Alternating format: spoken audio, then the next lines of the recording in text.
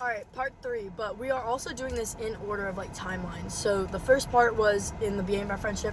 The second part was a month before the party for LA, and then this is going to be the Glow House party. So right after school, we all had gone to the same school at the time. Right after school, we were going to go back to Peach's house, and we were going to go from there to the airport. And when we get there, we notice she hasn't packed anything. Clothes everywhere. Nothing. By the way, we are staying there for I think a week, maybe 8 days. A week. She has clothes that you should be. Her clothes are tiny. You know what clothes she wears. She wears like these tiny tops. Like, she probably has over 200 pairs of tops in this pile. You can't see the ground. So we're trying to get ready to go to the airport. We have 2 hours before our flight leaves. Yeah. And we're trying to go, and she's still packing. She's yelling at all of us. We're just trying to help her, and we're like, what can we do? She's like, just go into the other room, and she's just continuously yelling at us for doing nothing. By the time she finally is packed, we are an hour late to leave for the airport. We call the Uber, we get in the Uber. She is the most disrespectful person to adults. I want everyone to know she is so rude to adults. This poor Uber driver was driving, she's getting yelled at. We are in traffic. 2 accidents happened on the way there on the highway by the American Dream Mall. If you guys know where that is. And we were stuck. She's screaming about it. She's freaking out. She's like, well, Dad, if we don't make it, just buy me a ticket and they can stay. Buy me a ticket. Mind you, I bought my own ticket. She kept saying, this is my trip, but it wasn't. While in this car, she's freaking out, and her dad says, you're probably not going to get your dress until tomorrow morning. That's the day of the party. The party's at night. She starts tweaking out. She's like, what do you mean? I need my dress, blah, blah, blah, blah. Savannah's trying to explain. She is screaming at everyone. I finally turn to her and I'm like, Ashley, we will get on this plane. Our bags just might not, and they'll make the next flight, and we'll get them by tomorrow morning. You don't need to freak out. You're going to have your dress by tomorrow. It's going to be okay. I'm trying to calm her down, and she's only listening to Melina. Only. Right when I say that, she goes, oh, okay. We get to the airport.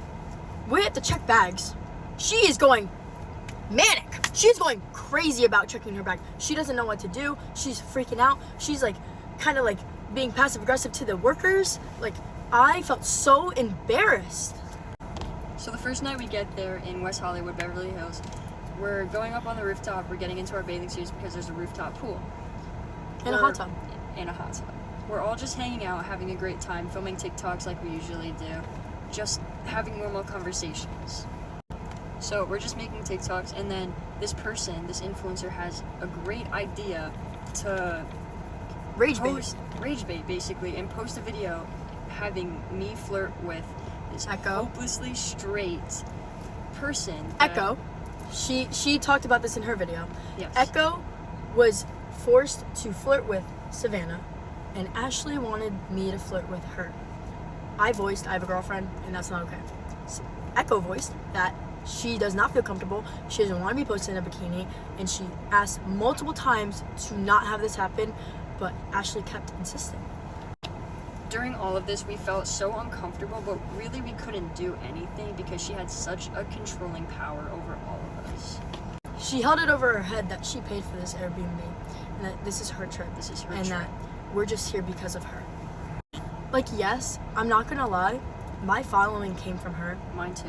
She did so much for me. She is a good person deep down, but she's just so messed up in so many different ways that she needs help, and we have tried to give her this help, and she does not want to be saved. It got to the point where this person asked me and Echo to kiss, and obviously we were both uncomfortable with it, but again, we really couldn't do anything. So we ended up doing it, and she said, oh, I didn't see, do it again. So we ended up doing it again. But after that, she also asked me and Melina to kiss again. And we did it because we felt like we had nothing else to do. If we walked away, she could just come back in the room. You guys don't really understand how terrifying it was to be in any of these situations, because you could be sitting here saying, but why didn't you just say no? Why didn't you leave? She is a manipulative, pathological liar. We We, Brad, and multiple other people have talked, and we have found out things are being said, and things are also being said, and they're not really lining up. They're all lies. You actually don't know who Ashley Barnes is. No one knows who she is. You cannot trust her. During the 3 days we were staying at the Airbnb, one of the nights we went to Capri's after the Glow House party, and it was normal, and it was chill, and nothing weird was happening. At that party after the Glow House, we had all gone. But the only difference about that night was she didn't come home with us. She went home later. We were super suspicious. We were like, why'd you stay later? She was like, I was just having fun. It's fine. Like, it's okay. And we were like, all right, we're not gonna question. The next couple nights, she keeps going to Capri's house. Piper's there, but Piper leaves early. So she ends up just hanging out with, I think, Evan and Capri and all the guys. If you guys don't know who Evan is the assistant. I don't know what he was to Capri or Piper, but he sexually assaulted a 7-year-old asking for in a field. Allegedly, that is what has been being told. Allegedly. She's had this weird connection with Evan that whole time, and it was kind of uncomfortable.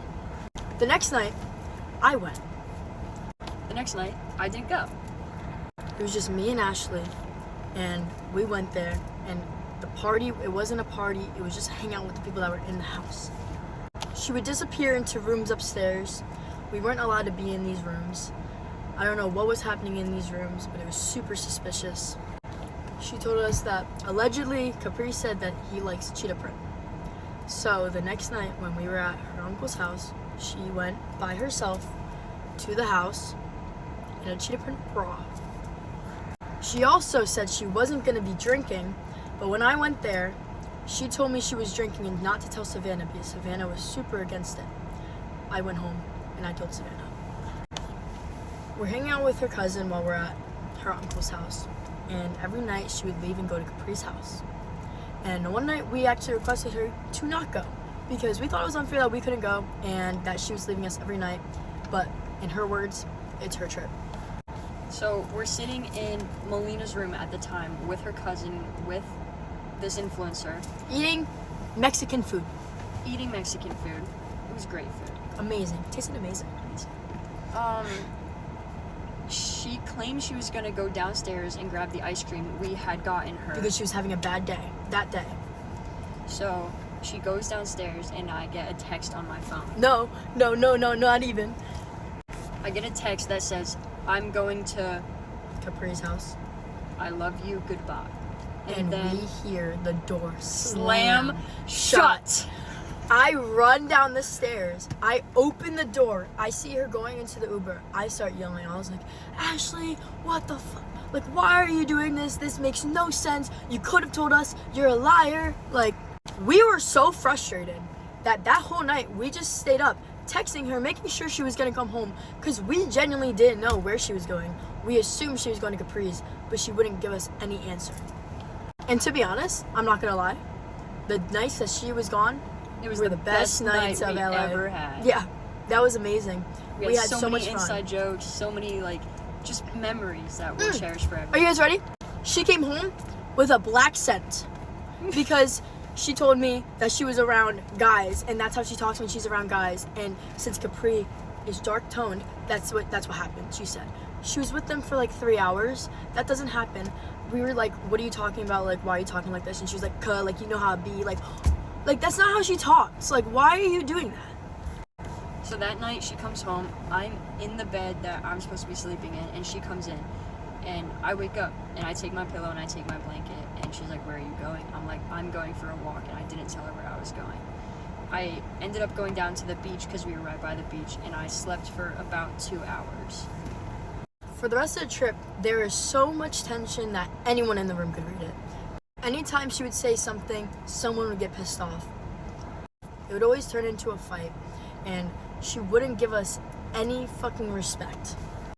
The whole time, she was degrading Savannah. Savannah does so much for her.